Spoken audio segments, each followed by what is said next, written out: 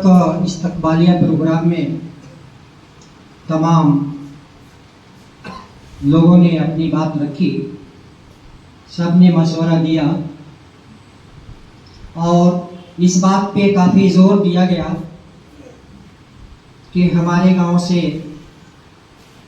یا ہمارے گاؤں کا ماحول بھی ایسا ہونا چاہیے کہ جو بچے پڑھ رہے ہیں، تعلیم حاصل کر رہے ہیں، ان کی تعلیم اور تربیت اچھی اور بہتر ہو، اور وہ بھی ہمیں اس طرح کا استقبال کرنے کا موقع دیں۔ میں اس استقبالیہ پروگرام کے آخر میں جناب منور صاحب ہمارے بیچ موجود ہیں، میں آپ سے بھی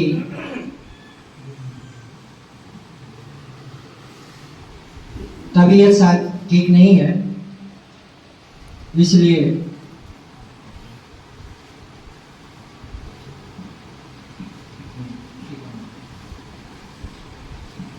میں یہ کہنا چاہتا تھا کہ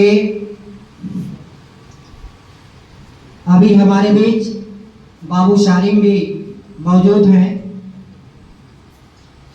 اور مستقبل کے ایک روشن چراغ ہیں،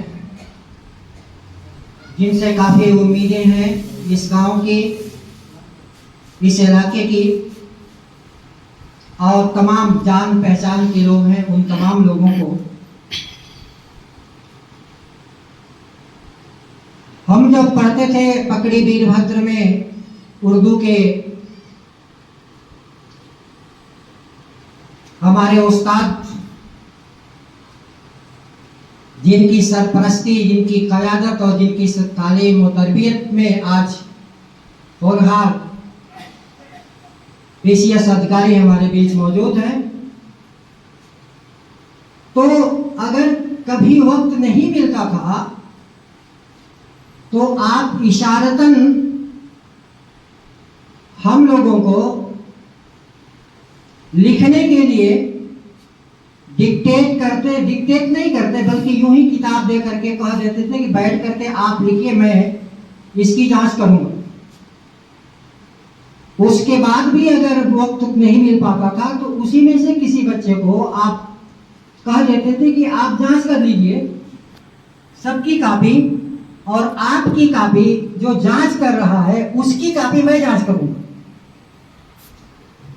تو جو جانچ کرتا تھا وہ اتنی ایمانداری سے جانچ کرتا تھا کہ اس میں کہیں غلطی کی کوئی گنجائش نہیں تھی، اور میں اسی فارمولا کو آپ نے اپنے ہونہار بچے کے لیے بھی آپ نے لاگو کیا ہے، اور آج پورا گاؤں فخر محسوس کرتا ہے کہ ہمارے بیچ کوئی اس نئی جنریشن کا ایک ہونہار آفیسر، جس کا استقبال آج ہم کر رہے ہیں، ہمارے بیچ موجود ہے۔ ہمارے گاؤں کی ترقی، ہمارے گاؤں کی خوشحالی، پراسپیریٹی کے بارے میں بھی سوچنے کی، اور ہمارے نوجوان نسل ہے اس کے بارے میں سوچنے کے لیے بھی آپ کوشش کریں گے۔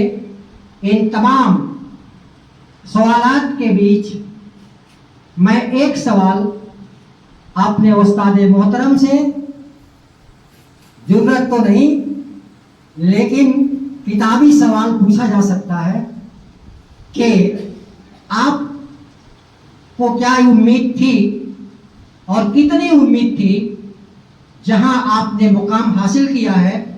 کیا آپ اس مقام تک پہنچنے کی آپ کو مکمل یقین تھا یا نہیں تھا، یا تھا تو کتنا % تھا، اور آپ نے وہاں تک پہنچنے میں آپ کا کیا رول رہا، اس کے بارے میں آپ چند باتیں سامنے رکھیں۔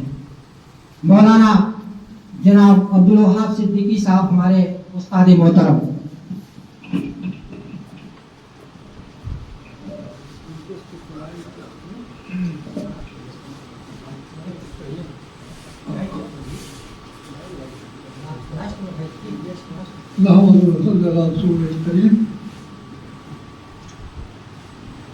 ہمارے محترم بزرگ نوجوان بھائیوں، عزیز بچوں،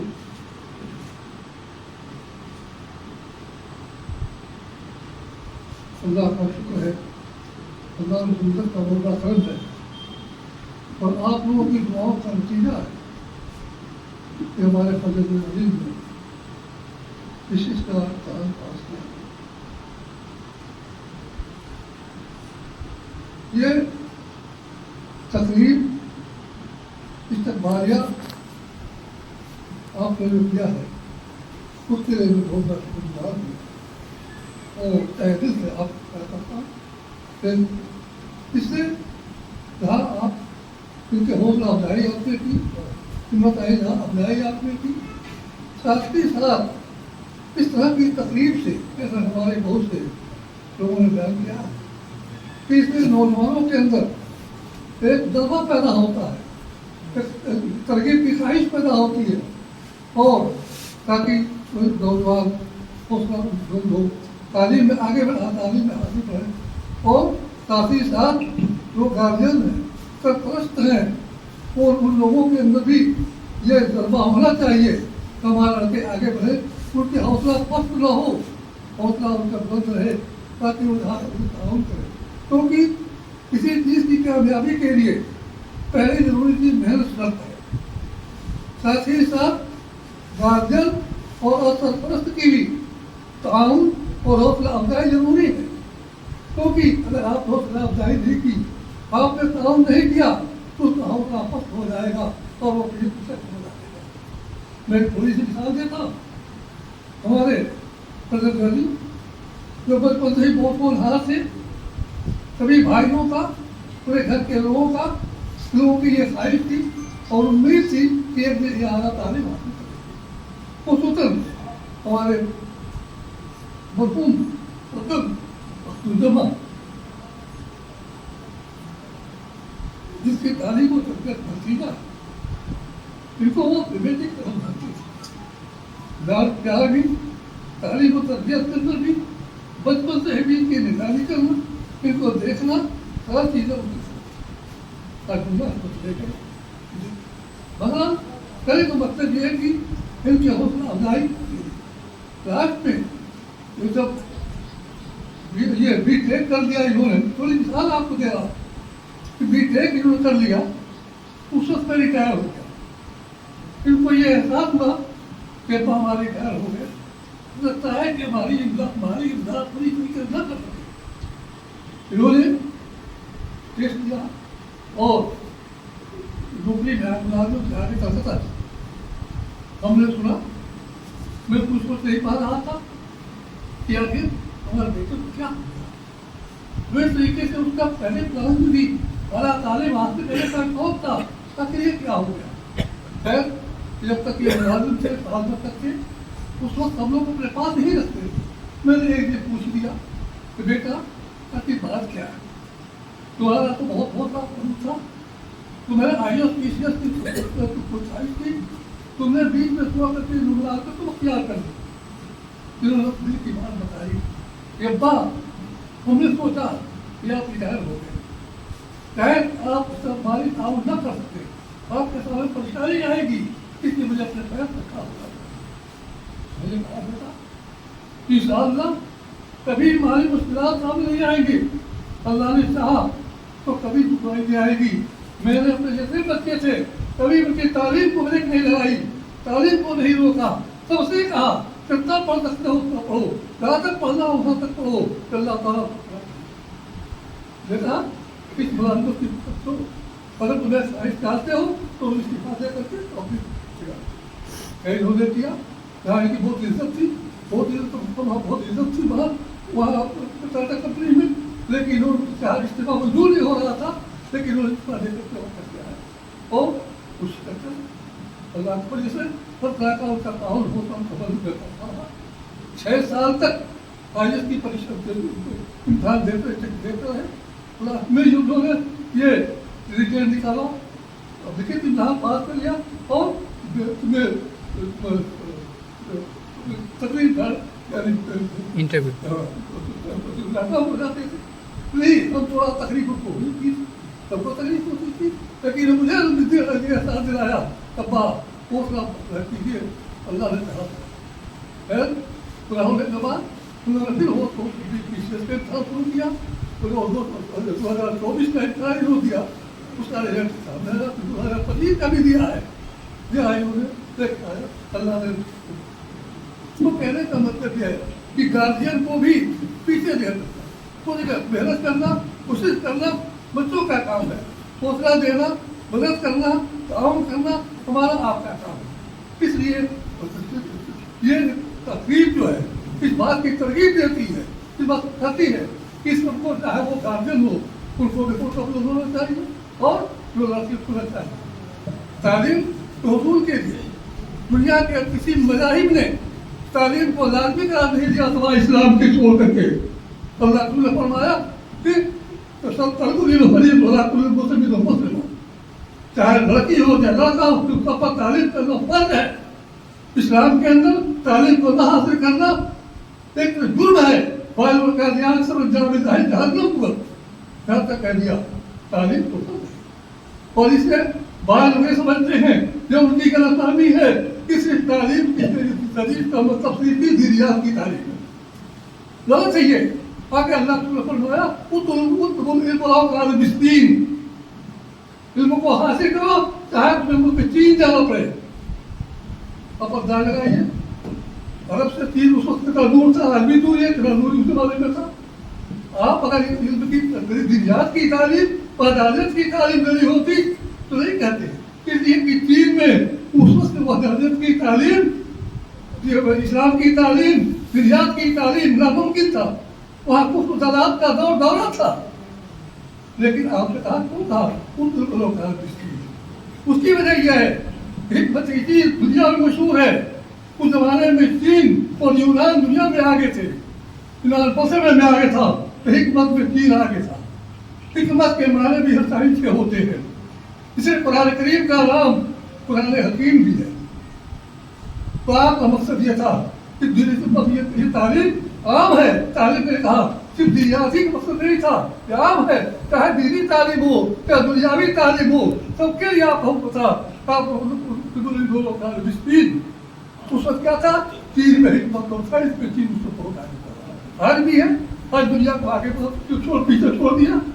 تو آپ نے اس کو تعلیم دیا کہ چاہے دین کی تعلیم ہو چاہے دنیا کی تعلیم ہو, تعلیم سب کو ضروری ہے. کیونکہ دنیا کی تعلیم سے دنیاوی ترقی ہوتا ہے. انسان کے اور دینی تعلیم تو یہ کہنا کسی حدیث اور دینی تعلیم ہے یہ غلط ہے. دوسری حدیث میں اور بھی ہے لکھا ہے. ایک بات حدیث کا ہے, ایک بات حضور صلی اللہ علیہ وسلم نے علی رضی اللہ تعالیٰ عنہ سے کہا کہ اکثر لوگ بہت سے لوگ عبادت میں مشغول رہتے ہیں. تم اگر اطلاعات اور معقولات میں غور کرو فکر کرو تو تمہارا مذہب کے بڑھ آگے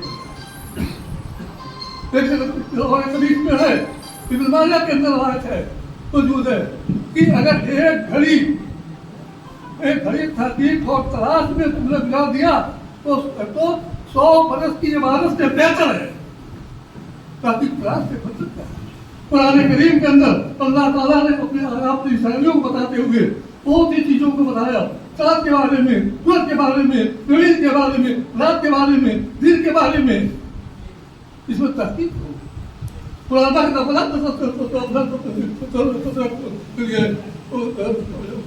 نہیں کرتے اپنا تعقلون اپنا تفصیلون دیکھتے. قرآن نے اپنی آیتوں کو بیان شاعریوں کو بیان کیا. قرآن کا لکھتا ہے کہ دنیا کی سب سے پہلی سائنس کی کتاب قرآن ہے. قرآن کی سب سے پہلی کتاب سائنس کی قرآن ہے. 19ویں صدی میں اس نے کہا کہ 1900 سال پہلے قرآن نازل ہوا. لیکن اس نے ایسی چیزوں کو بتایا تو اس کے پہلے بڑے رسمات پر بڑے حکمت والے جو بتایا تو سب فیل ہو گیا. مثال کے طور پر پہلے سقراط نے کہا تھا کہ زمین جو ہے کیا چپٹی ہے, نیچے پائے پر کھڑی ہے, اور ہندو ذریعے کے اندر تھا کہ دو سینگ کے اوپر زمین کھڑی رکی ہوئی ہے, زمین چکر نہیں لگا. لیکن قرآن میں کہا قرآن کے بتایا کہ یہ زمین جو ہے وہ سائنس کا زبان تھا کیا اس سائنس جو قرآن بتاتا کہ زمین جو ہے یہ سیارہ ہے جو کسی چکر لگاتی ہے چاہے زمین ہو چاہے جتنے سیارے ہیں سورج کی سب چکر لگاتے ہیں اس کے بعد پھر سائنسدانوں تحقیق کیا کہ قرآن کی ساری باتیں صحیح چار سورج کے بارے میں تمام سب چیزیں چاہتا تھا کہنے کا مطلب کہ یہ ہمارے نوجوانوں کے اندر کتنی صلاحیت ہونی چاہیے جو تحقیق کرے خیال کرے ہمارے قرآن کے اندر بہت سی چیزیں ایسی ہے بہت سی چیزیں اب یہ مولانا 721 میں پیدا ہوا آپ یہ اللہ کے رسول صلی اللہ علیہ وسلم کے اس تعلیم کے اوپر غور فکر کرنے کے بعد اس نے سائنس اور دوسری تعلیمات کو دلانا تھا اس نے دمشق کے اندر ایک ایسا مدرسہ قائم کیا اس مدرسے کے اندر جیسے اس طرح کی تعلیم کا ہر طرح کی چاہے ریاض کی تعلیم ہو سائنس کی تعلیم ہو فلسفے کی تعلیم ہو الگ الگ تعلیم کا انتظام کیا ہوتا اور 1685 طلبوں کے بیٹی کی ضرورت ہے ایک صحابی ہے کہ مدرسہ سے اللہ تعالیٰ کے پرنسپل سے وہاں ایسے ریسرچ کیے گئے بارود کا ایجاد کیا مسلمانوں نے سائنسدانوں اندازدانوں نے جہاز کے ایجاد کے مسلمانوں نے اور اس طریقے سے تو ریکٹ اور جس طریقے بہت چیزوں کو ریسرچ کرانا کا مطلب یہ ہے کہ ہمارے بچے آج تعلیم میں کچھ ہے آج ابھی نہیں ساری دنیا مانتی ہے کہ آج مسلمان پوری دنیا میں کسے پیچھے ہیں کہ تعلیم میں پیچھے ہیں تعلیم کے پیچھے لوگ ایسے ساری دنیا کے اللہ کا شکر ہے کہ اس وقت بڑھ رہا ہے بڑھ رہا ہے تاکہ اعلیٰ تعلیم کے ساتھ بڑھ رہا ہے اور بہت بچے پڑھ رہے بس بہرحال میں اس میں آپ کا میں آخر میں یہ کہنا چاہتا ہوں کہ آپ لوگوں کا میں بہت شکرگزار ہوں کہ آپ نے میرے بچے کو حوصلہ افزائی کیا ہے اور اس کے لیے درجے کا ثبوت دیا ساتھ ہی ہمیں نوجوان بچوں کا ترغیب دیا ہے اس کے لیے میں آپ کا بہت شکرگزار ہوں.